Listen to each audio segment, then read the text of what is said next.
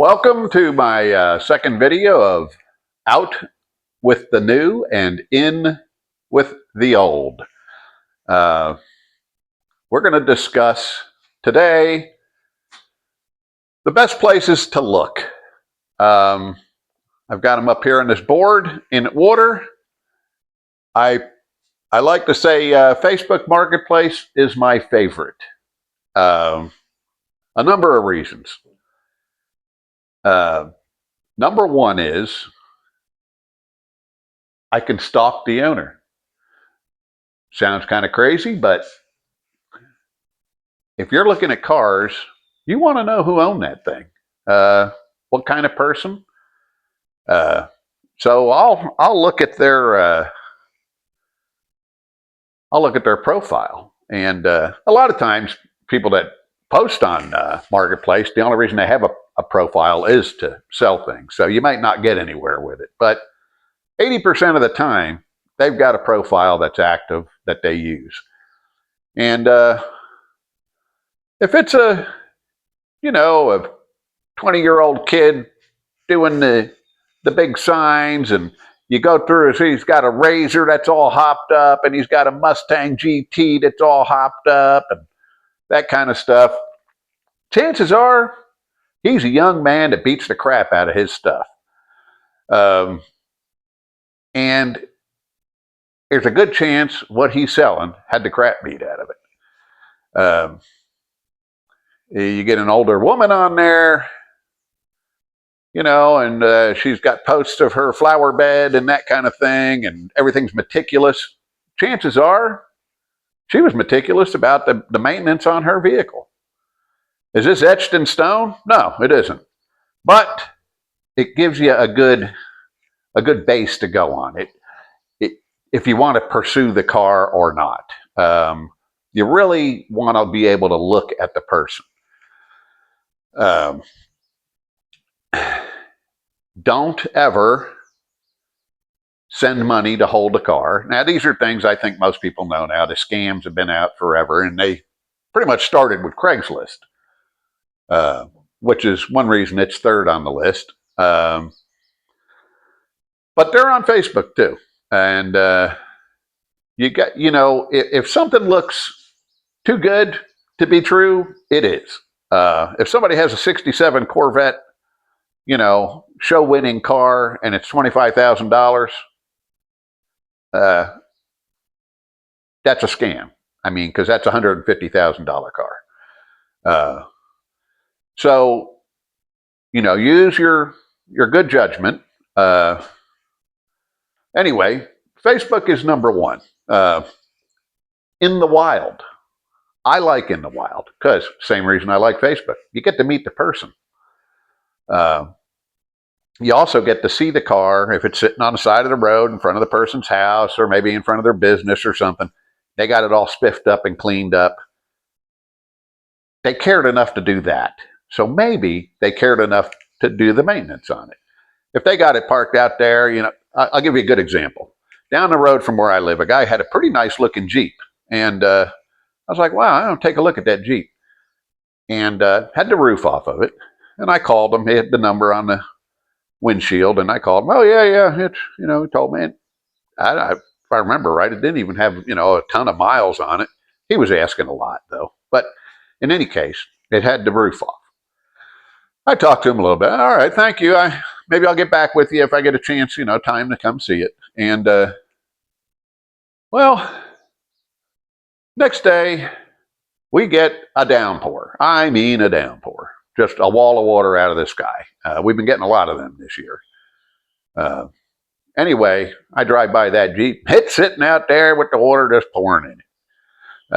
And, I have a friend that's a real Jeep guy. And he tells me, yeah, they're kind of made for it, but they're really not meant to be left out like that. There's still electronics in that dashboard. And, yeah, it's probably built more for that, but it's still not good.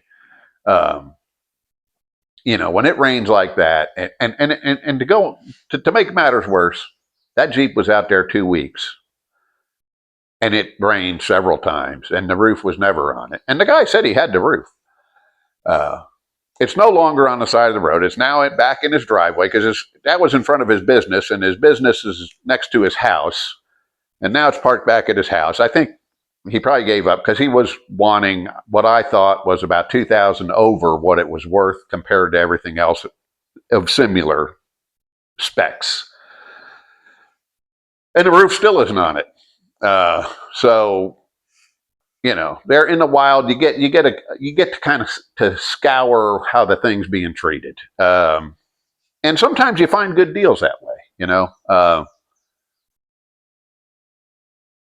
Then there's Craigslist. I used to use Craigslist all the time. Before Facebook Marketplace, Craigslist. I sold vehicles on Craigslist. And I bought vehicles on Craigslist and had good luck with it. I almost got scammed once back when we're going back probably 12 years, 13 years when scams were kind of new to me anyway. Now I pretty much know them pretty good. And I got the old, hey, I'll send you the money. It was a motorcycle. I'll send you the money and I'll send you 200 extra. And there'll be a truck shows up and, you know, that extra is for that guy to pick it up and blah, blah, blah. And the rest of the money's yours. I'm like, yeah, all right. I'm skeptical. But the guy's, what did he do? He FedExed me the check. I don't know. Crap. I think I was asking $1,200 for the motorcycle, and he did what he said, $1,400. I'm looking at him like, I'd never done a deal like this. The guy never looked at it.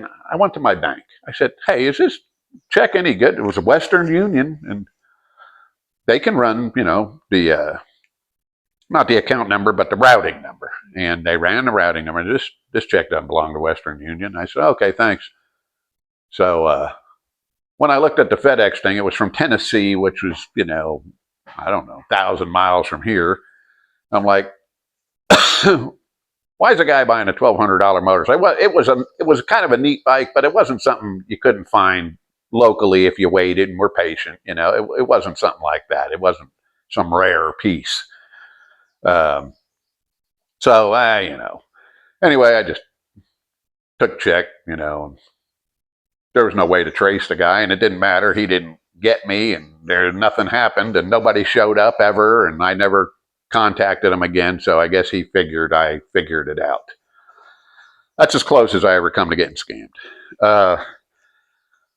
And that was on Craigslist. And, you know, now I look a lot closer at things and listen a lot closer. And I didn't get that close to it. I mean, I figured it was something wasn't right from the get-go. Anyway, on to the last on the list, which is dealers. And I don't have anything against dealers, other than you are typically going to pay a little more because they're in it to make money. Sometimes they have cars with service histories or a good Carfax, you know, that has the history. And some of them are legitimate. Some of them are good guys trying to, you know, just sell good cars. I have met some. There is some around here. There's a few. Then there's a lot of them that aren't. I'd say 75% of them I wouldn't go near. I mean, when you call up and say, hey, can I get a VIN history on it? Oh, you can do it if you want to pay for it. Right there is your sign to just forget about that dealer. I don't care what car he has. Just if they can't provide that service for you, do not mess with them. Another one is know the car you're looking at. And this is common on older Hondas and Toyotas that have timing belts.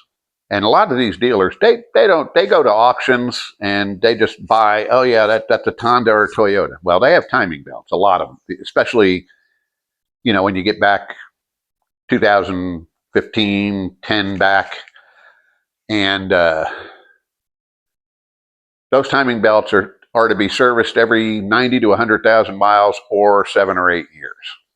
And if they are not, and the timing belt goes out on you, you have catastrophic engine failure.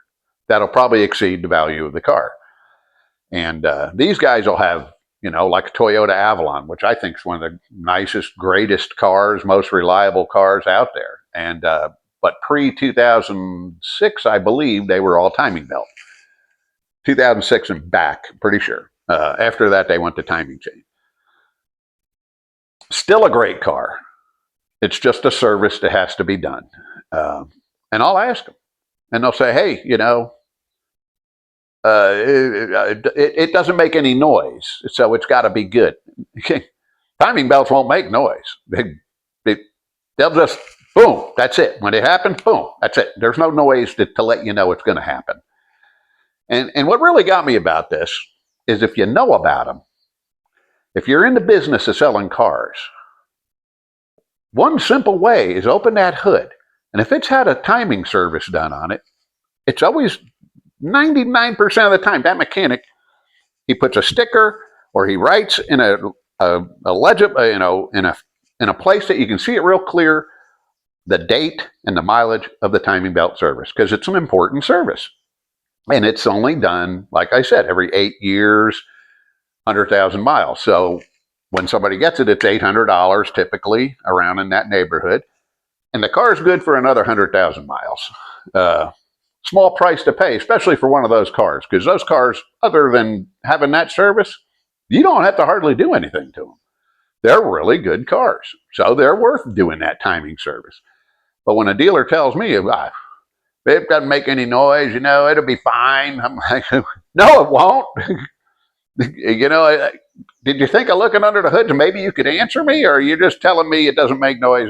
Anyway, I don't want to get off on that. But the thing is these are things where that's last on the list.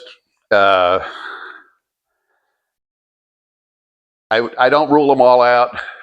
And the sketchy ones, you know, some of them are so good at being sketchy, it's scary. So I typically just don't go near dealers, but there are some good ones. So don't completely rule them out, but you're typically going to probably pay 20 to 25% more for the same vehicle you would have found with a private owner. But Facebook Marketplace is by far my favorite.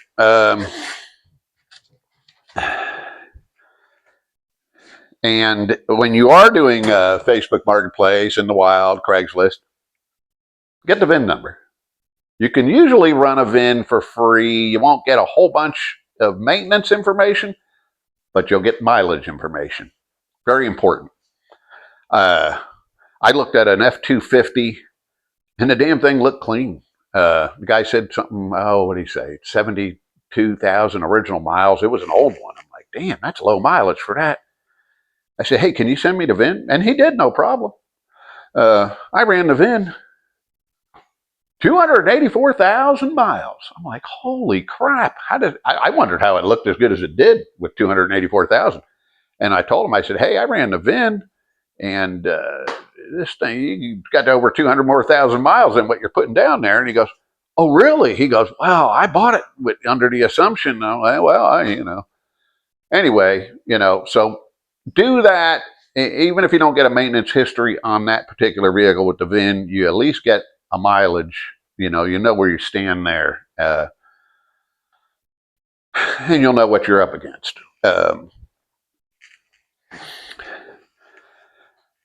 Anyway, I got a little bit of homework for everybody to do. And this is fun. I like to, you know, pick a vehicle, go to Facebook Marketplace and punch in a vehicle and try to get, you know, somewhere in the same mileage. You know, say a popular one out there is a Buick LeSabre from, you know, late 90s to right around 2005. They stopped making them. And they're good cars. And the bad thing about good cars is people think, oh, that's a good car, I don't have to do anything to it. Then it becomes a bad car. But anyway, that's another video. But do this for homework. Save some of them on your saved vehicles on Marketplace. And, you know, different prices. See what you gather up with the mileage and the prices. And just watch them. And watch how fast they sell. It'll give you an idea of what things are selling for. If a guy has one on there for, you know, $6,000, That doesn't mean he's going to get that, and he probably won't. And if a guy has one on there for $2,000 and it has less than 150,000 miles, I guarantee you that sucker will probably sell in 2 hours, if not sooner. That's why when you're doing this and you're serious, when you figure out what the deals are, and they are good, when you see that deal, you've got to be ready to move. Because if you don't, there's a lot of people looking. A lot of people, dealers look, and they get some of their cars that way. So you got to move if you see a deal. It's the only time you may have a little bit of a chance is if that thing's out in the middle of nowhere. And I try not to go much more than 75 miles, because you go 75 miles and don't buy something, it's kind of a lot of time wasted, gas wasted. I mean, I will, if it looks like a killer deal, I'll take the shot. I did it on a motorcycle, and not so much that the price was killer on the bike, because I was looking at these bikes. It's a Harley Davidson Dyna Super Glide, and they made them for years and years. But I got one with a 96-inch engine, which is one of their really good engines. And it's a 2008. It's a little older, but it had 8,900 miles on it. And I bought it from a 76-year-old man who also gave me a receipt from the dealer, brand new tires, brand new this, brand new that, $2,700 worth of crap he did when he finally figured out his arthritis wasn't going to let him ride anymore. The only drawback was the bike had sat in his garage for, well, a couple of years, and I had to clean it, and I needed to change all the fluids, and I ended up putting steering head bearings in it because they were just dry. But it's like a brand new motorcycle. I mean, it's basically like a brand new motorcycle. I've done all the stuff. I cleaned it up. I mean, it looks like new. It rides like new. And, oh, a new Super Glide is $16,000 plus interest, plus insurance. I just got comprehensive on this. I'd go liability, but sometimes these get stolen, so I get comprehensive. It's still, I think, $184 for the year. So, anyway, do your homework. I'm going to have another video coming out soon. It'll be another thing different than where to look. It'll be how to look. Maybe. I mean, I'm going to have something different. I got a list of stuff in my notebook here, and if I did it all, it'd be like a 25-hour video. So, and we might go over a few vehicles, when we get a chance to. Anyway, if this stuff interests you, and you think you might like to join the old car and old truck and old motorcycle gang and save money and save insurance money and save tax money, stay subscribed or get subscribed, and stay tuned for more videos. And thanks for watching. Appreciate it.